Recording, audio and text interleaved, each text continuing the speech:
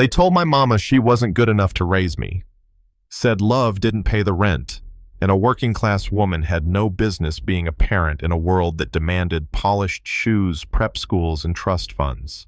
I was 12, and I stood up in court, looked the judge dead in the eye, and said, Asterisk, Your Honor, I may not have a law degree, but I know what justice looks like.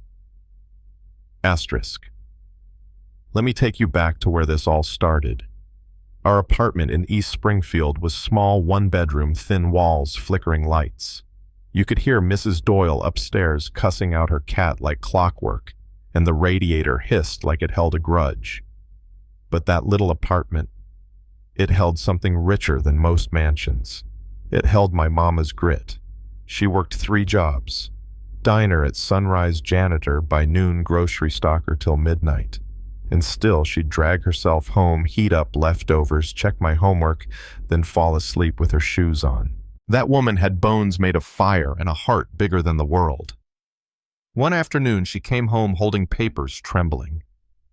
Her smile tried to hide it, but I could read her like a book I'd memorized. Emergency custody hearing. Her late ex's sister, Evelyn Carrington, a woman who smelled like old money and powdered judgment, wanted me. Wanted me like I was some prize to rescue from poverty. Said my mom was unfit. I wasn't having it. See, Evelyn had met me twice. Once at my dad's funeral, and once at a brunch where I spilled orange juice on her silk blouse. She looked at me like I was gum stuck to her lash $800 heel. But I wasn't a kid you could pluck and polish. I was raised by a woman who made flash $12.75 an hour and still managed to make me feel like the richest boy on earth. So while Mom cried in her room that night, quiet tears, the kind you try to swallow, I made a decision. I was going to fight for her. Not with fists, not with tantrums, with knowledge. I took the bus to the public library the next morning. Miss Ramirez, the librarian, asked why a 12-year-old was checking out books on family court law and custody precedent. I told her asterisk. Because my mama's love deserves a defense. Asterisk. 3 days straight I lived in that library. I studied statutes, printed case law, highlighted legal definitions. Heck, I even learned what asterisk preponderance of evidence asterisk meant. By Thursday night, I'd built a binder thicker than a Bible and more righteous. Friday came fast. Mom wore her one good dress secondhand but ironed with care. I wore a thrift store suit 2 sizes too big, hemmed by our neighbor Miss Gladys. Walking into that courthouse, folks looked at us like we were lost, like the metal detectors should have rejected us on principle. We took our seat and then she walked in. Evelyn Carrington. Tailored navy suit, pearls that probably cost more than our apartment's rent for a year, and a lawyer beside her, a shark in heels named Cassandra Blake. When they saw me holding that binder, their eyebrows lifted like I was a puppy pretending to read Shakespeare. But I was ready. The judge nameplate read, "The Honorable Wallace Green stepped in." Stern eyes, gravel voice.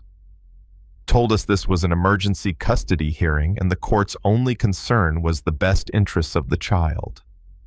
Funny. No one asked me what my interests were. Evelyn's lawyer went first. "Your Honor," she said with that rehearsed concern, "Miss Carrington offers a stable home, private schooling, music lessons, exposure to culture and refinement. Whereas the child's mother, while well-meaning, lives in a 1-bedroom in a high-crime area and works multiple menial jobs. It is simply not a suitable environment." My mama sat beside me, jaw clenched so tight you could hear it grind. Then Judge Green turned to her. "Miss Carter," he said, "do you have legal representation?" She shook her head. "I can't afford one, but I can speak for myself." She stood. And Lord, she spoke. Not with polish, with passion.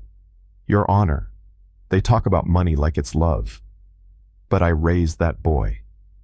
I held his fevered head through sickness. I taught him to say please and thank you when I barely had strength to speak. We may not have much, but we've got joy. We've got truth. Then it was my turn. I stood, binder in hand, knees shaking but voice steady. Your Honor, I said, I may not be an attorney, but I've studied what the law says. It says the court must consider the child's wishes if they're mature enough to express them. I saw his brow twitch. I'm asking to speak because this isn't just about income. It's about love, safety, stability. My mother works 3 jobs, yes, but I've never gone hungry. I've never felt unsafe. She taught me more about integrity and sacrifice than any boarding school ever could. Then I turned to Evelyn. Mrs. Carrington, you don't know my favorite book. You don't know I like astronomy or that I write short stories about dragons who refuse to breathe fire. You want to save me from a life you don't understand and frankly never tried to. Her eyes flinched like I'd slapped her with a truth too raw. Judge Green stared at me hard. Then he asked, When's your birthday? March 3rd, I answered. He froze. So did my mama. That's when the real twist hit. Because turns out, Judge Wallace Green wasn't just any judge. 13 years ago, when he was still a young public defender, he'd had a brief relationship with a woman named Camille Carter, my mom's maiden name. He did the math, did the stare, looked at me like he'd seen a ghost from a past he'd buried under robes and rulings. I watched the color drain from his face, and I asked him right there in open court, asterisk, "Are you my father, asterisk?" You could hear a pin drop. Mama whispered asterisk. No baby asterisk. But it was too late. He swallowed hard. Yes, he said. I believe I am. Boom. The courtroom exploded. Reporters outside missed the biggest headline of the year. The judge stepped down from the bench and declared a recess.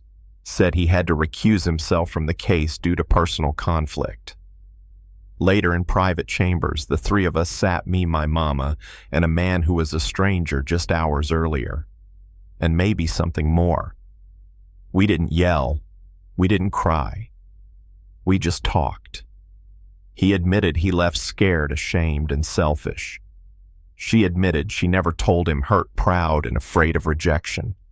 And I sat there in the middle, a bridge they didn't know they'd built.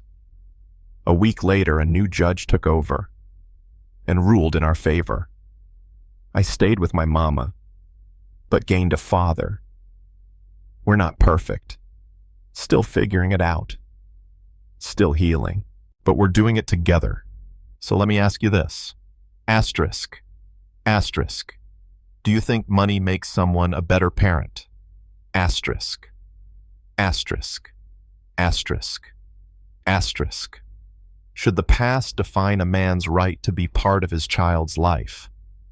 Asterisk, asterisk, asterisk, asterisk. And when a system tries to judge a family by what they asterisk, don't asterisk have. Who really speaks for the love they asterisk do, asterisk, asterisk, asterisk? Let me know in the comments. And if you've ever been underestimated or had to fight for your family, drop A and tell us your story. We're listening.